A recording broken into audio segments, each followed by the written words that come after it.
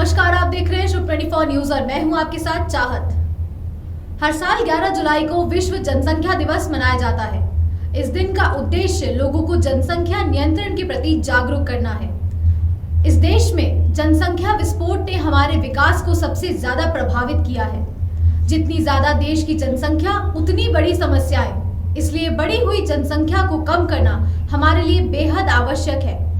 चाहे वो विश्व हो या भारत की जनसंख्या, लंबे समय के विकास और संसाधनों पर समान वितरण के लिए इस पर नियंत्रण करना जरूरी है।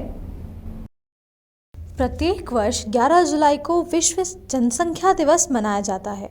किसी राष्ट्र की जनसंख्या के आकार का उसके विकास और संचालन पर बड़ा प्रभाव पड़ता है।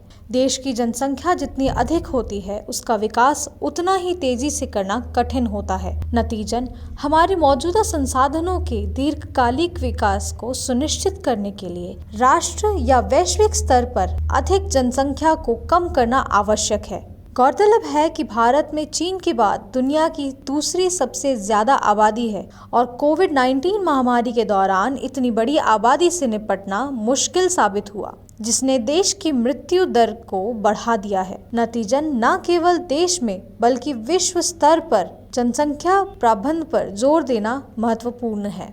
दरअसल विश्व की जनसंख्या को 1 अरब तक पहुंचने में हजारों साल लगे थे, लेकिन इसके बाद सिर्फ 200 साल में ही आबादी 7 गुना तक बढ़ गई।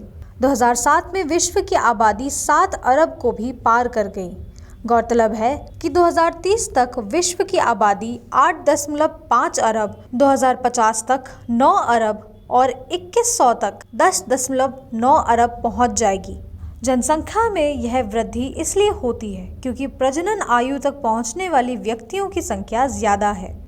तीव्र नगरीकरण, तीव्र प्रवासन की वजह से प्रजनन दर में महत्वपूर्ण बदलाव भी जनसंख्या में वृद्धि का प्रमुख कारण है। क्योंकि विश्व में इतनी आबादी के लिए संसाधन नहीं है, इसलिए जनसंख्या नियंत्रण आवश्यक है।